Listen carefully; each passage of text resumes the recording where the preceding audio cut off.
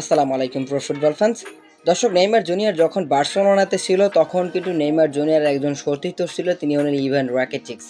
Ivan রাকিটিক্স কিন্তু Croatian একজন midfielder. তিনি কিন্তু বার্সেলোনায় সেই সময় নিলেন মেসি, সুয়ারেজ, নেইমারদের সঙ্গে বেশ কিছুদিন ম্যাচ খেলেছেন সেখানে বার্সেলোনা জার্সিতে।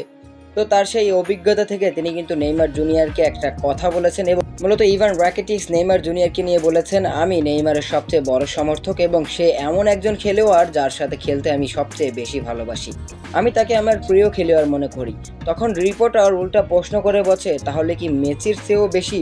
তখন রাকিটিক্স এই প্রশ্নটি এড়িয়ে যান এবং সে বলেন, সে আমার প্রিয় খেলোয়াড়।